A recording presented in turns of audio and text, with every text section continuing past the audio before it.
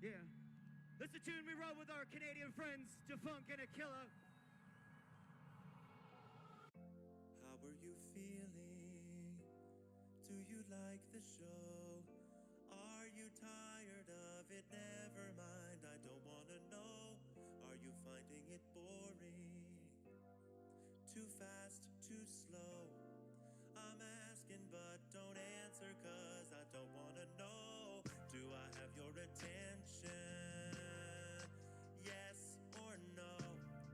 I bet I'd guess the answer but I don't wanna know. Am I all in the background? Are you on your phone? I'd ask you what you're watching but I don't wanna know. Is there anyone out there? Or am I all alone? It wouldn't make a difference still, I don't wanna know. I thought it'd be over by now, but I got a while to go.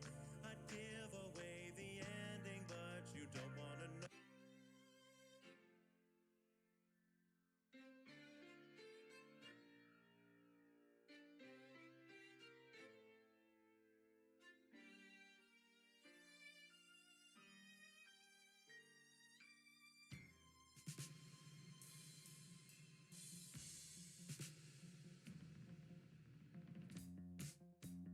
Extra clever, earthbound spirit, ghost in the form of a mongoose.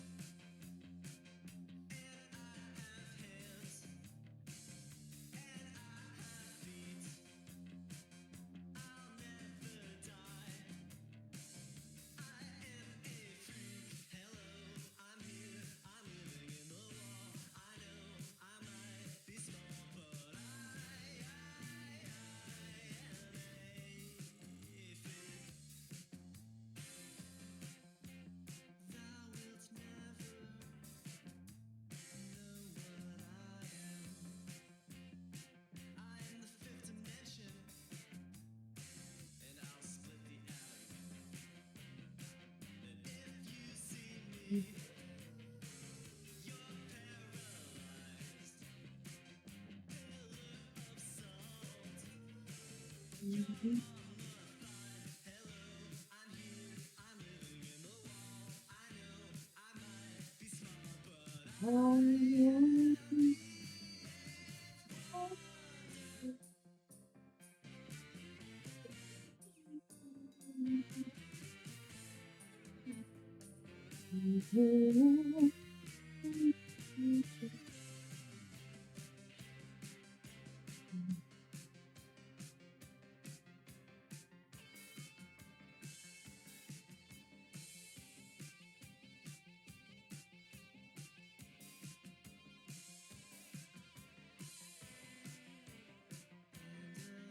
born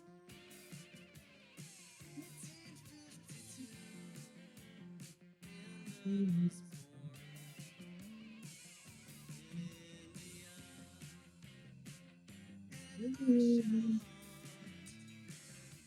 the arcane with such weird noise and clanking chains. Hello, I'm here. I'm living in the wall. I know I might be small, but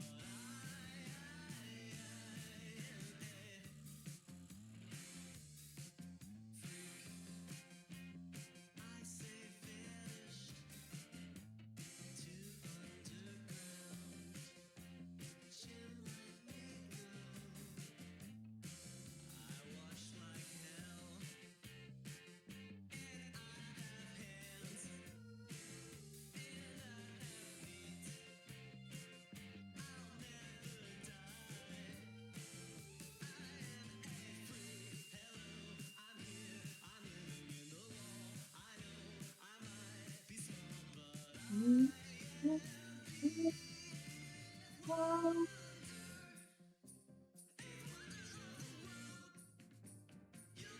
get to see.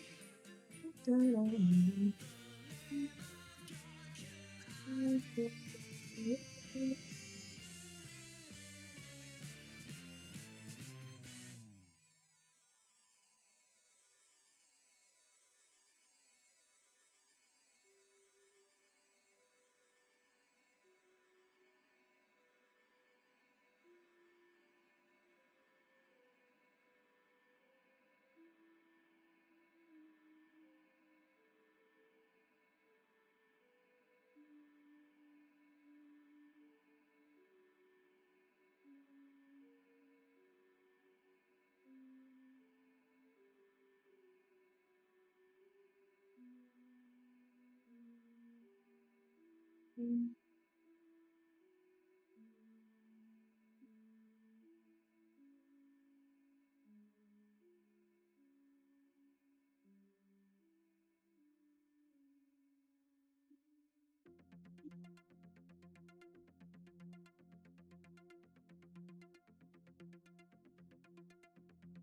used to run for miles. I used to ride my bike. I used to wake up with a smile and go to bed at night with a dream. But now I'm turning 30. No. I used to be the young one. Got used to meeting people who weren't used to meeting someone who was born in 1990. No way. Yeah, I was born in 1990. Now I'm turning 30. God damn it. Turning 30.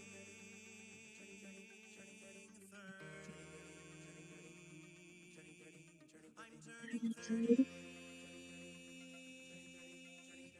When he was 27, my granddad fought in Vietnam. When I was 27, I built a birdhouse with my mom. Oh, fuck. How am I 30? I used to make fun of the boomers. In retrospect, a bit too much. Now all these fucking zoomers are telling me that I'm out of touch. Oh yeah? Well, your fucking phones are poisoning your minds, okay? So when you develop a dissociative mental disorder in your late 20s, don't come crawling back to me.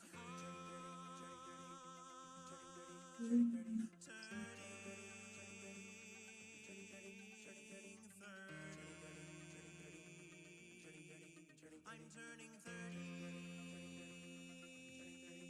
And now my stupid friends are having stupid children. My stupid friends are having stupid children. My stupid friends are having stupid children. My stupid friends are having stupid children. And now my stupid friends are having stupid children. My stupid friends are having stupid children. My stupid friends are having stupid children. Stupid fucking ugly boring children. It's 2020 and I'm 30. I'll do another 10, 20, 30. I'll be 40 and kill myself then.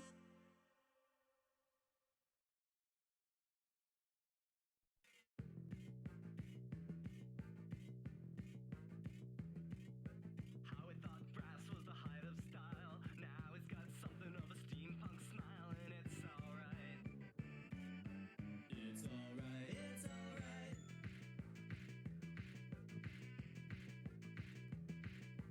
Sally got a dagger hung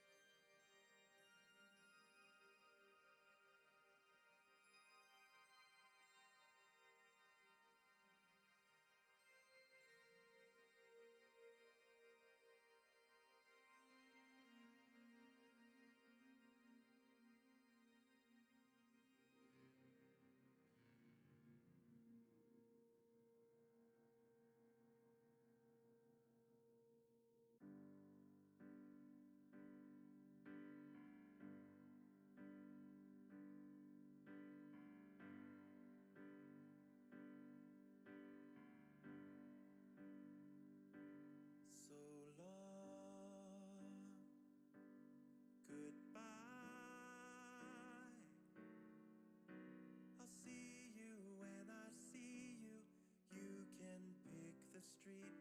I'll meet you on the other side.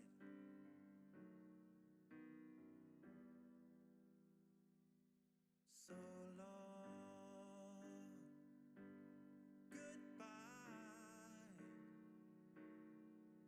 Do I really have to finish?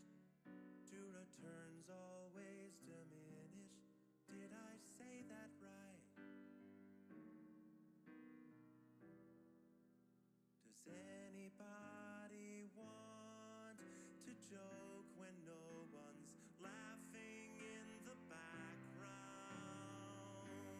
So this is how it ends. I promise to never go outside again.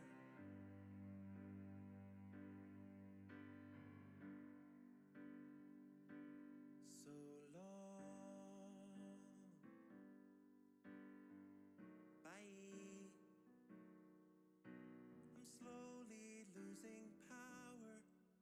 Has it only been an hour? No, that can't be right.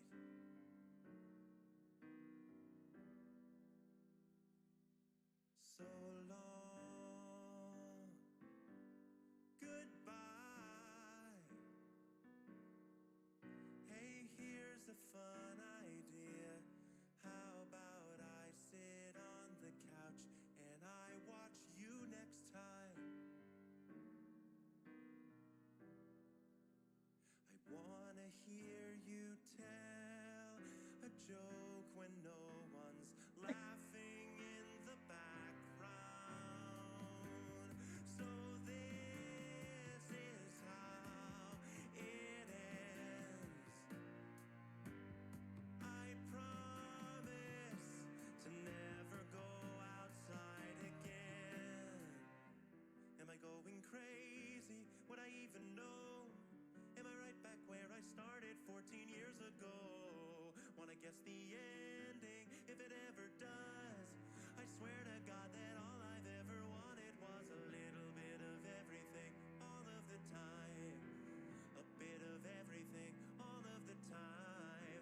Apathy's a tragedy and boredom is a crime. I'm finished playing and I'm staying inside. If I wake up in a house that's full of smoke, I'll panic. So call me up and tell me a joke. When I'm fully irrelevant, totally broken, damn it. Call me up and tell me a joke. Well, Oh shit, Captain's aside. you're really joking at a time like this. You ready for some more Captain Law?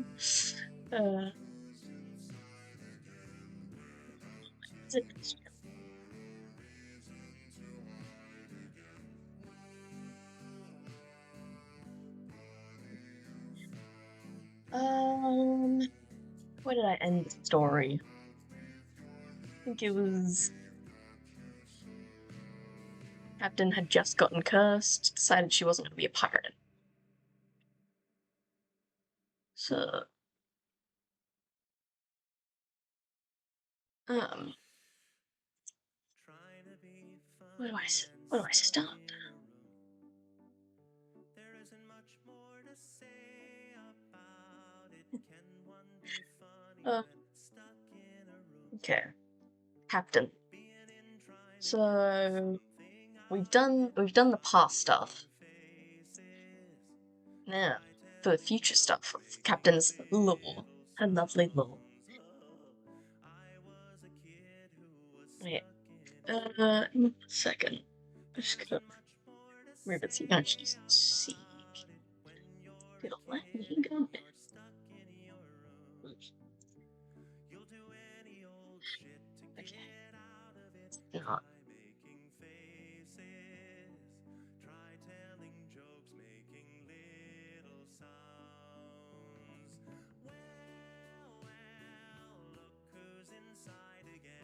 Captain in her poorly drawn beauty.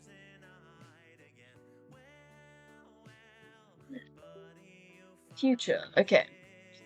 Ugh, gotta get back into the D&D groove. So Future. What happens in Captain's future? Okay, so Captain is frightened by her curse. She wants it removed as fast as she can. So she wants the curse removed as quick as she can. So as she's traveling around with her shipping company, basically, she's also searching the globe for any details on gods to find out who cursed her and how she could possibly get the curse removed. This is where the party would come in. If the party starts adventuring with her, looking for the information, they can find out that the island only ever opens up on a solar eclipse, when the moon god is at his strongest, and head back to the island. And then, when they get back to the island and they meet the sea goddess, the sea foam,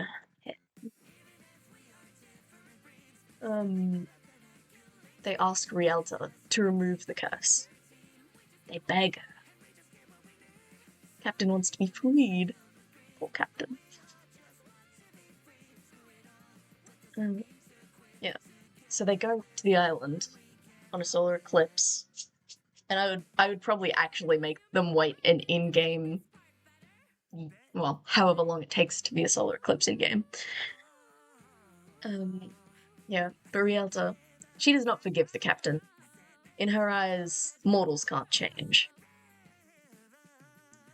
So, she tells them, I don't want to remove your curse, you mortal. But even if I did want to, the only way I could is if you freed my, my boss, however she would say it.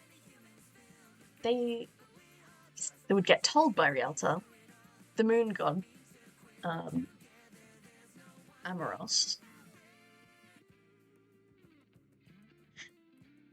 Yeah, she's petty. She does not like the mortals.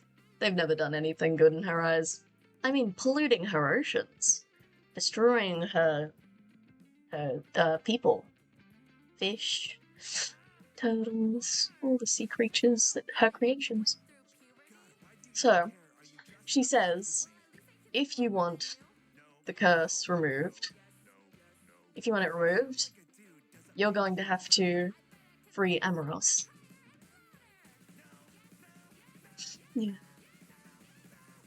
You're gonna have to free Amoros from his prison.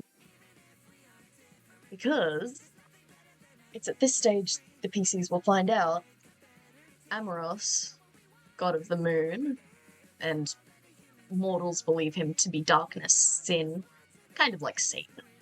Everything bad in the world. Amoros was imprisoned long ago by Heliacal, the god of the sun. Because even Heliacal started to believe Amoros was evil, even though he had never really done anything. He had only tried to keep balance by evening out all of Heliacal's good deeds. So, if Captain wants to remove the curse, she'll have to free Amoros. And if she wants to free Amoros, she'll have to find a weapon strong enough to do so, or defeat the strongest god. So what is Captain to do about this, you might say? So now we should probably go to draw his hair. Right.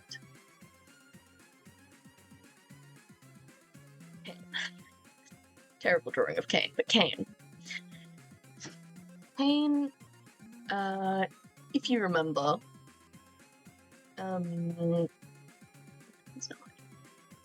Abel had the flaming sword, which was created by Heliacal, which would theoretically be strong enough to free Amoros. The thing is, when Abel burned his family's house down and ran away, and, well, went missing, presumably dead, he took the sword with him. And he hadn't been seen for a great many years. So, when he was finally found, him and Cade had a massive fight. Explosion, explosion, blood, blood, blood. You know how it goes. And so, Abel was imprisoned the best people could figure out how to. He was thrown up into the largest mountain on the third state. Oh.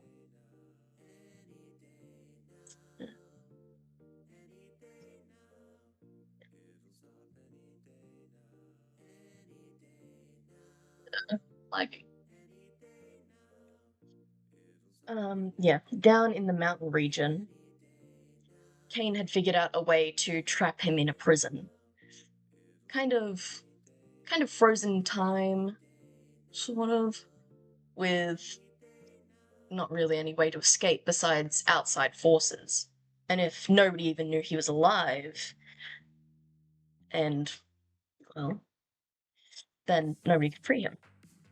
Thing is, Cain was now the owner of what he didn't know was the most powerful weapon in the world, basically.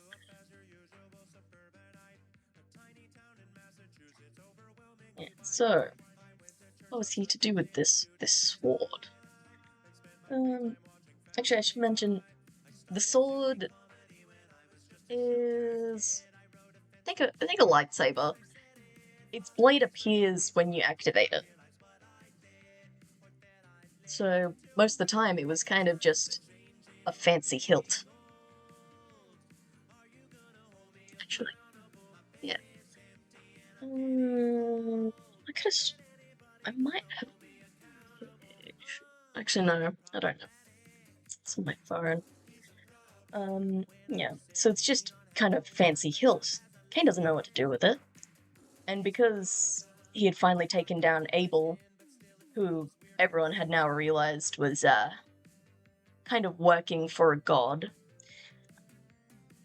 And, yeah, so the sword was kind of taken into custody by the, Magic Council, the government. It was kept inside their vaults, which only, I guess the leader of the government, what's his name? Oh yeah, it's Grandmaster Dreyfus, leader of the Grand Magic Council, and he is the only one who has access to the vaults where the sword is held. PCs later in the campaign will find out the Grandmaster is part of a not-so-great religion that follows Heliacal in all of his chaotic nature. So, after a while of Abel being locked up and them having the sword, Grandmaster Dreyfus decides he's going to try and use the sword to free Abel. Because his, I don't know, the religion somehow started believing that Abel is like a, starts with an M. That he is the only one who can communicate with the gods. Yeah, sound familiar? Oh, it's a reference to, Seven Deadly Sins. Grandmaster Dreyfus. I like Seven Deadly Sins, and I thought it was a nice name.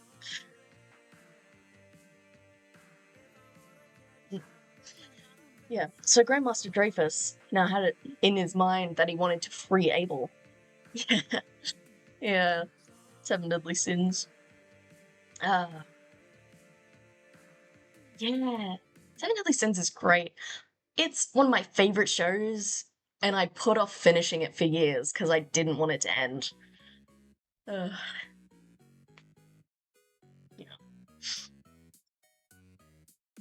So, ooh, Jojo.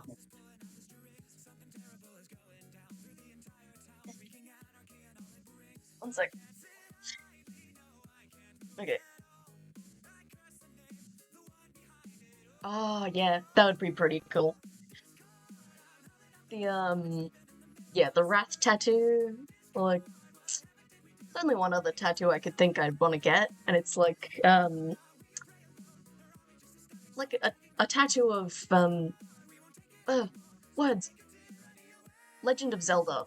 The, Song of Time, like, the notes, like, as a tattoo. I reckon that'd be pretty fun. I like Zelda. Yeah. Yeah. What's I up to? Yeah.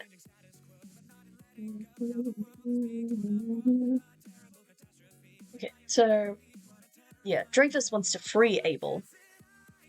So he's gonna have to take the sword, and Kane's the only one who knows where Abel is being kept. So he would have to fight Kane for the information. Anyway, later in the campaign, if the players actually succeed at doing all that stuff, working that out, the players would get the sword. Little side note for the sword: anyone whose alignment isn't lawful good will slowly be corrupted by the sword. And I will, like, if they have the sword for too long, I will tell them that their alignment has changed. Like, just forcefully change the player's alignment. And now they have to be a little bit more evil. Which I think is pretty silly. So, yeah. Let's say at this point the players have the sword. Or they've given it to Kane. Yeah. Change their alignment on them. So, after a while the players can give Kane the sword, or Kane takes it from them. I'm not quite sure how it'll work out, because future of the campaign. Yeah. Kane has it. Captain hears about this weapon, possibly from the players, and she needs to convince Kane, who... Kane is one of the few people on the continent who knows she used to be a pirate. Probably because she tried to steal from something of his or something, but yeah. So she has to get the players to help her convince Kane to borrow the sword.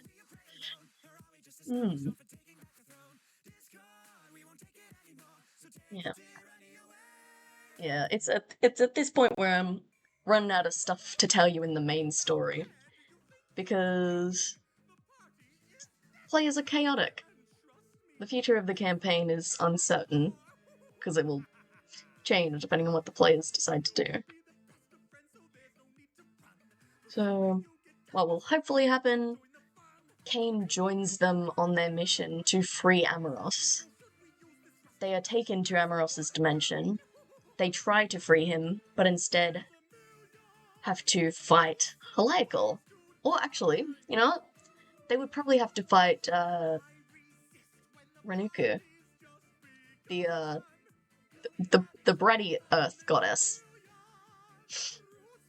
So fight Renuku, defeat her, free Amoros.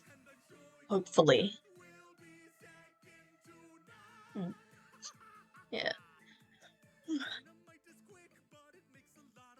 Yeah. Like, I don't know how much I've mentioned of him, but there's a, very important to the campaign wizard that the players weren't meant to meet until, like, halfway through the campaign. We're in session 7. Nowhere near the middle of the campaign. They met him, like, 3 sessions ago, because the players insisted on following, like, mushrooms that he made, and, like, finding out where he lived. They just tracked him down way too early. And I've basically given the wizard, like, information on literally everything. He's, like, 1,400 years old. He knows gods are real. He knows old magics and items and stuff. Probably one of the most powerful people on the continent. And the players just meet him and start stealing all his books. Players. Yeah. Okay. Yeah, if you want to hear the last bits of campaign stuff, there's an alien. You can also hear about the wizard. Mushroom this, mushroom that. Whatever could it mean? Lived a life of sin. Yes. Oh wait, no, isn't it Mushroom Dance? That's an Undertale reference, isn't it? Mushroom Dance, Mushroom Dance. Whatever could it mean? It means you've lived a life of sin. Yeah. But there's a few characters I haven't told you about. It's alien, wizard. You'd hear about the wizard's friend. Yeah. You'd hear about the wizard's friend. There's also the future of Olive, plus a little bit of future for Zabby. Yeah, and also Kane. Someone's romantically interested in him, which I don't know where I'll take it, but yeah, possible love interest.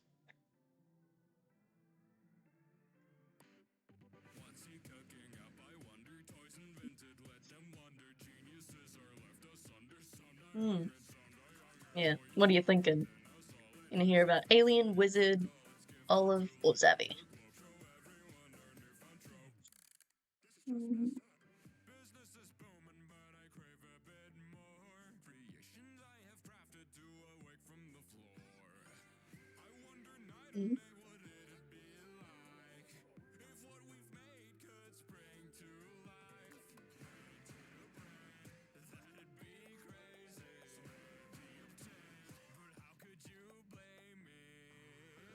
Wizard?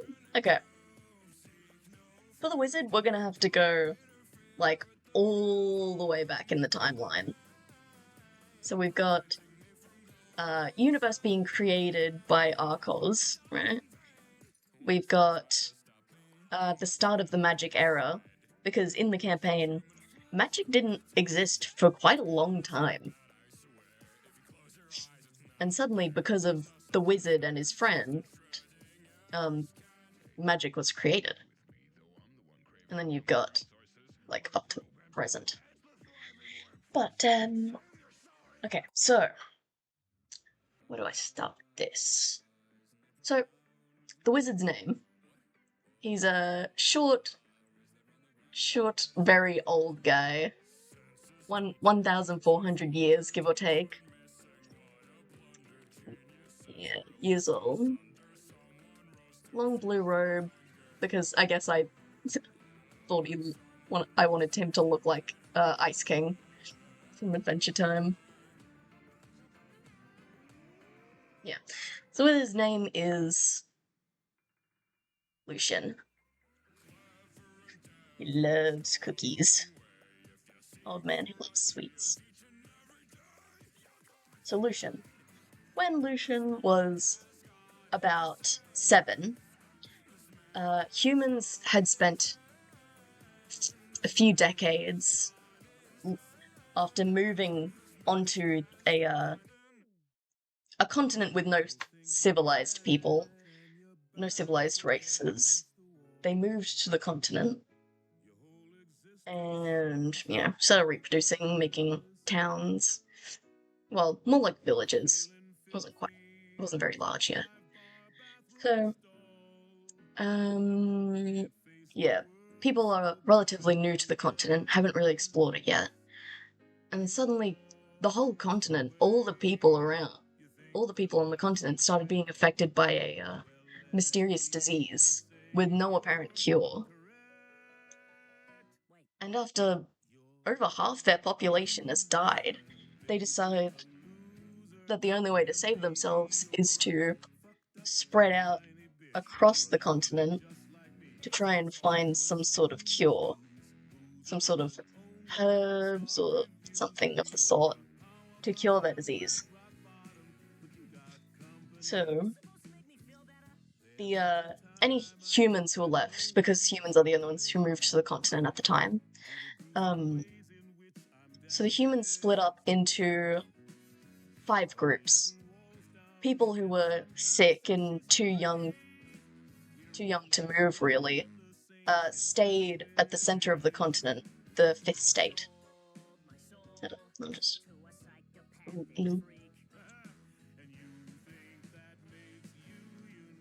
Yeah.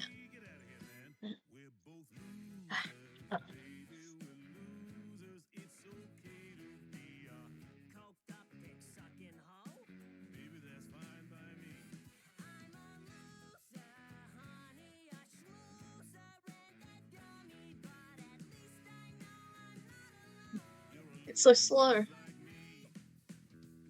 Okay, yeah. Slightly better view. So, the humans split up into 5 groups. The old, weak, and too young to, I guess, travel that far to the corners of the continent, stay at the middle where they had been setting up civilization, the 5th state. I guess it would technically be the 1st, if you look at it. But, yeah. So the other 4 groups split up into the main sections of different, I guess, biomes. So you have the mountain region, sort of like birch forest area is the 2nd place. The desert and the thick, like, dark oak forest sort of thing. That's very, like, beach shores. So each group splits up. They spend a good few years searching. Not very long, but enough for Lucian and his friend to be born over in the 4th state, where the campaign starts. So, Lucian. So...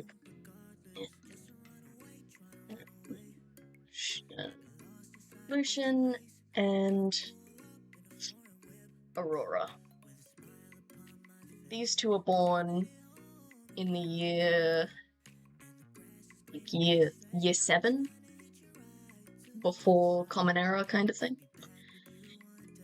And people are still dying from this disease, rapidly decreasing populations.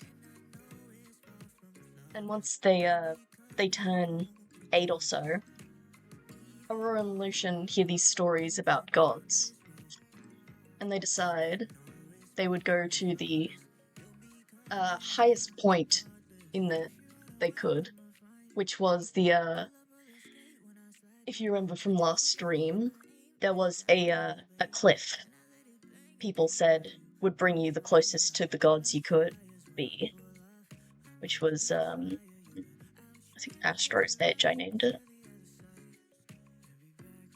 Yeah. So, a cliff called Astro's Edge. They went there, just 2 kids. They went up to the top, and they started pleading with the sky for the diseases to be cured. And to their amazement, 2 bright lights came down from the sky. Heliacal and Amoros. Yeah, that's where the guy got the power, but...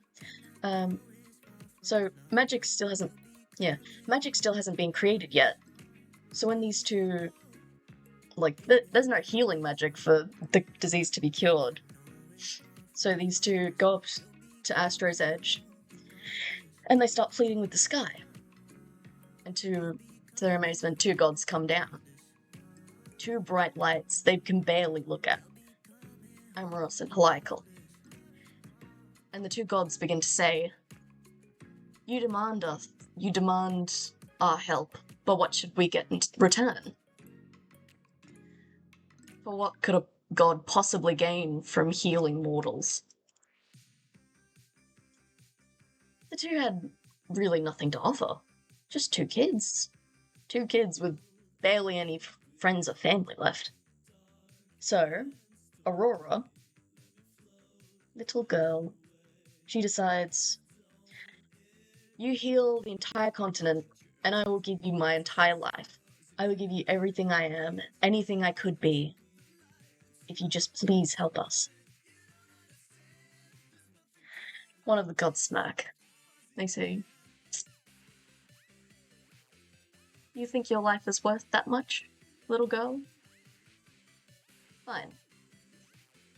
We'll heal your kind, and we will allow you to prove yourself. We'll allow you to prove that your race is, worth saving." So, the gods reach up into the sky, and they begin to pull down stars. So stars begin crashing down into the land. But the first star, one of the gods hands directly to Aurora, and the other hand to Lucian. And when the star touches her hands, she feels the life drained from her, and her body begins to turn to stone. And so, in the future, if you went up to the cliff, you would still find Aurora's statue, kneeling on the grass at the top of the cliff, holding out her hands for a star.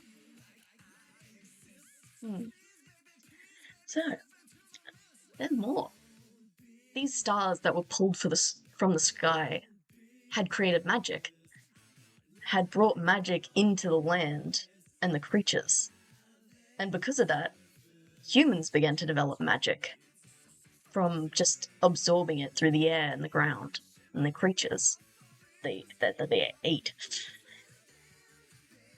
And Lucian, he didn't have to wait generations to have magic. When he got his star, he became the first mage. Instantly had the power of a wizard, a sorcerer. And, well, quite strong one at that. You know, he loved Aurora, even if they were only kids. He knew they were best friends. Wanted to spend her life with her, even if not in a romantic way. So he spent the rest of his life searching for some way to free her from her prison. And so, we have reached the magic era. Year 0. The year 0, the event where the stars fell is recalled in legend, but most people don't believe it. Most people say that magic had always existed. And they had no idea who could have even brought the stars down. Actually, the stars, there was actually something that they pulled down that wasn't a star. But we'll get to that when we get to the alien. So, we're now in the Common Era. Lucian spends, well, over 1,000 years searching the continent for any magic that could possibly cure her. And though there were definitely a long period of time where people were afraid of magic, eventually people began to warm up to it and began to research it for themselves. And being the oldest and wisest person on the continent, he began creating a library, documenting all the magics he'd found, all the history he had experienced, and all of the books on the continent. Almost all of them are something he has written and shared with everyone.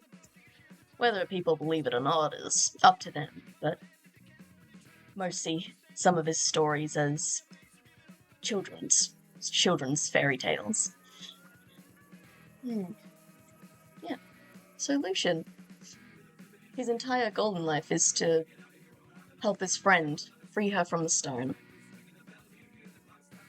And he actually is manipulating one of the players to collect all the ingredients he thinks he needs. All the godly energy he can get his hands on. Yeah. So, you remember the moon rose? The thing Captain had tried to steal? One of the ingredients Lucian thinks he needs to free Aurora is the moon rose. Yeah. He thinks he needs the moon rose.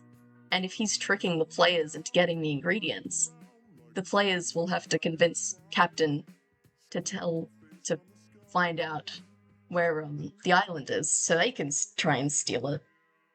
Which I'm going to assume is not going to end well. Which I'm very excited for. Yeah. Yeah, it's gonna be interesting. I hope the players actually get all the ingredients. It might take them like half the campaign. They need to go all over the continent and meet a whole heap of NPCs. Oh.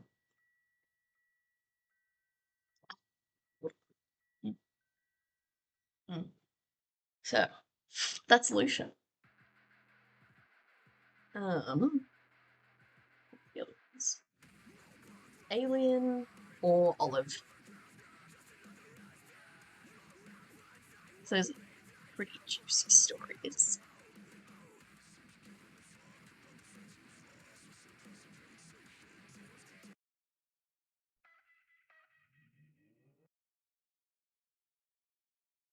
Alien? Okay. So, in what people in the future refer to as Year Zero. Hold on. I thought I changed the music. It's a strong button. Okay. Wait. Sorry.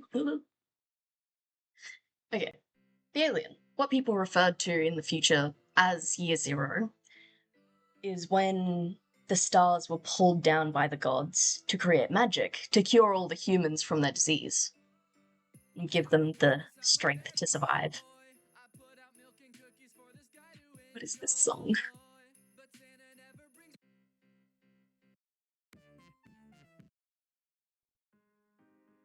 Okay, yeah. So, actually, one of the stars the gods pulled down was actually an alien ship. Because when Amoros created the universe, he also accidentally created other similar to deities who created their own species off in other planets. This life began to evolve quite quickly on the other planets. And they made space travel. Or at least kind of effective space travel. Yeah. So the alien had been pulled down. Their ship going out of control. Hold on, I'll draw a little... So the continent originally had a small river that only went slightly into the continent. Mountains, beaches, desert. But when the alien was pulled down, their ship began careening through the side of the continent, creating a massive river and a large lake at the center.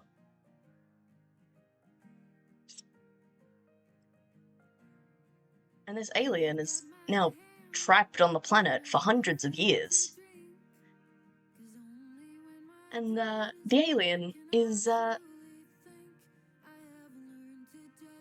the 6th region? Well, mountain, and then there's sort of where the magic council is in the biggest city. Desert, plus little island of Volcano Island counts as desert. Forest area, and then the other bit. But there is like a water kingdom created by Rialta, but I don't have much lore for that. Yeah. So, yeah, massive divot created in the continent from this alien's ship. And I'll tell you the alien's name. Well, they're kind of a hive mind. They don't really have a name unless parts of them split off to become their own people. but there's three bits of hive mind that have split off from the alien, and it's yeah, the aliens are kind of like phasmoids, hive mind phasmoids. Gunk is, I don't know. He looks like a phasmoid who's trying to look like a human, but he doesn't have eyes, so he's just stuck buttons on his face.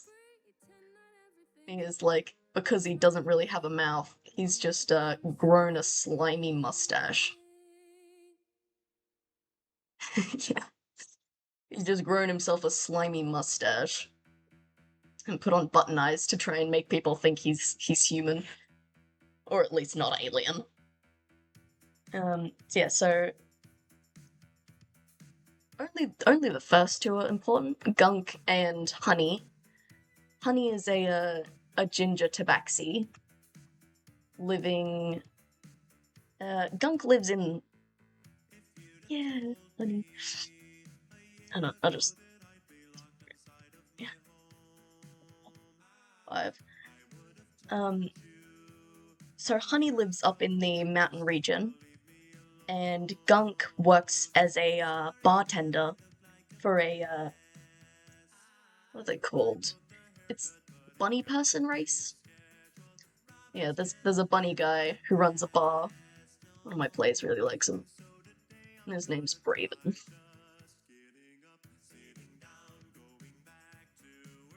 So he works as a bartender there. Not really important, but yeah. Honey, you remember Arceus had a friend who had a item that let them jump on clouds and stuff? That's Honey. Honey is the friend. Yeah.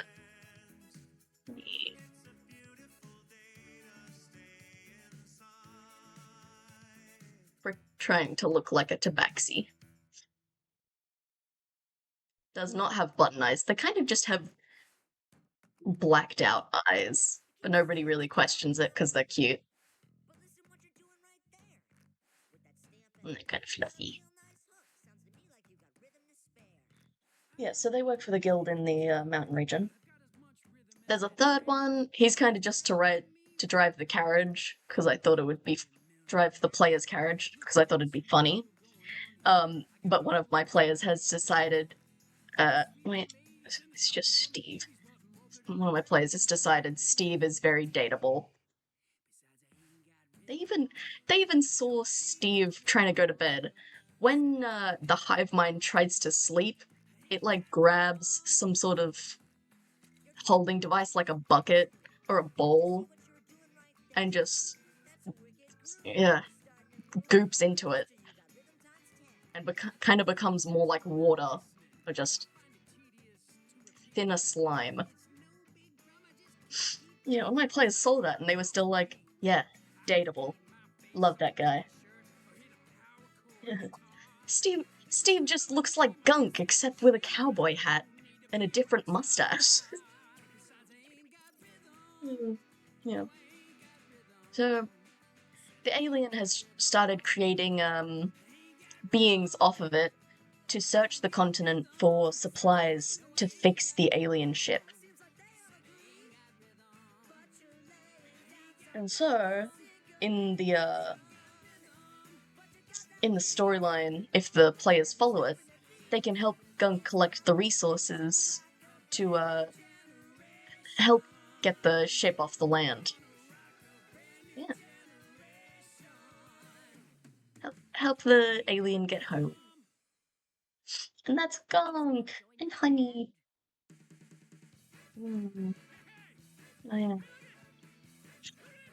I want to ask you, how much do you like Olive? And how much do you like Zavi? Because if you like them, I have some upsetting news.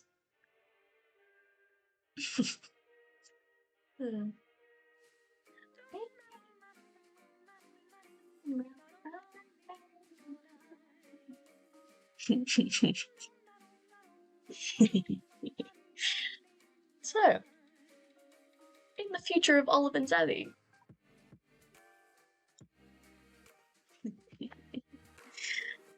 In the future of Olive and Zavy, you help Zavy with his family issues, but more importantly, Olive doesn't know who their parents are.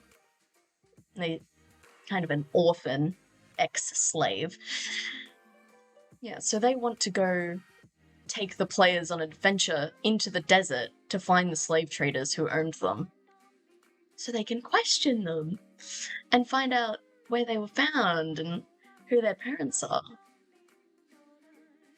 When the players get to the desert and have defeated a whole bunch of slave traders to find the boss with all the information about slaves, the guy says, "I don't know where you came from.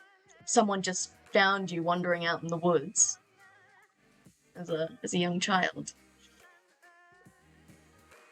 Yeah, and once again, Olive Norcane knows Olive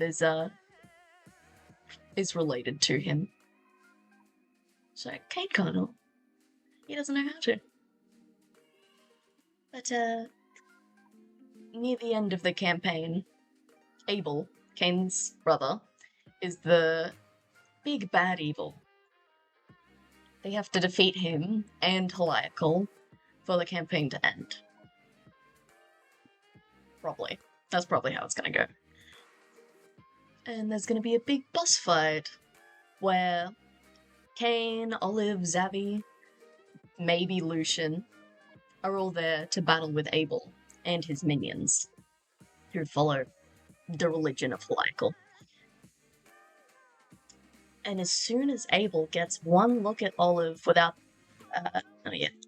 Olive's self-conscious about being blind. They don't want people to know. So they wear a mask. Yeah, they wear a mask. So as soon as Abel sees them without the... yeah. So as soon as Abel sees them without their mask on, he kind of has the, oh no, my child didn't get murdered in that fire. I need to kill them. And guess what? Olive dies. Bye-bye, Olive. That is the end. There is no saving Olive. They are pierced by the blade and die, and Revivify would not work on them. And guess what? Their bird cherry would either go to Captain, so Captain would have a new bird that was Olive's, or Zabby would get it. And you know, Kane, being the father figure of Olive, would not be very happy about them dying. Yeah.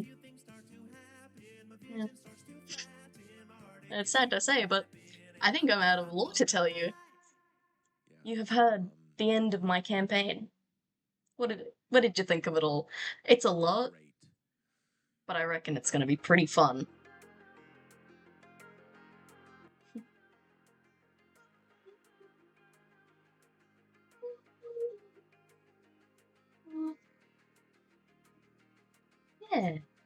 Yeah, I reckon I'm definitely gonna stream next D&D session. I was already thinking about it before talking to you. I thought it'd be pretty fun. Especially since I'd finally have a recorded reaction of how long do you think it'll go for? How long do I think the campaign will go for? Oh, depends how many of the side quests they want to do. Because obviously not mandatory to go help Olive figure out who their parents are. Not mandatory to go help Captain. But generally, maybe a bit over a year. Because sessions are usually pretty spread out. Just because everyone's busy with work, study.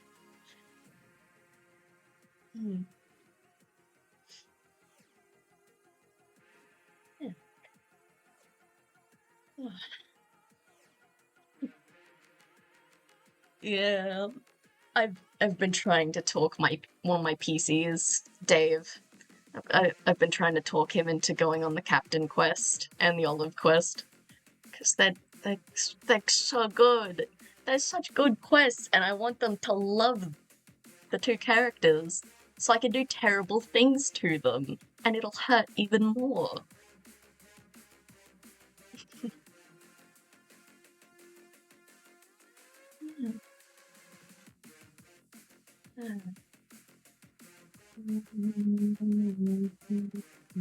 Yeah. The sadder it is that a PC dies, NPC dies, the better.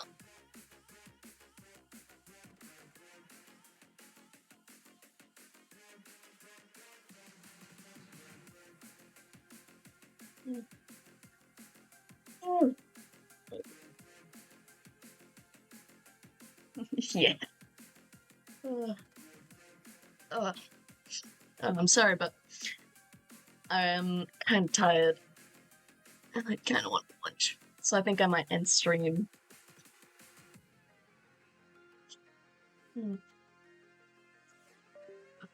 But I hope you've enjoyed my ramblings, and if I do stream the next session there, I hope you take a look.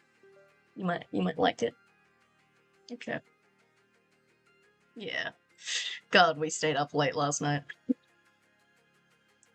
Yeah. I hope you have a nice rest of your day. But I'm gonna go take a nap. Bye.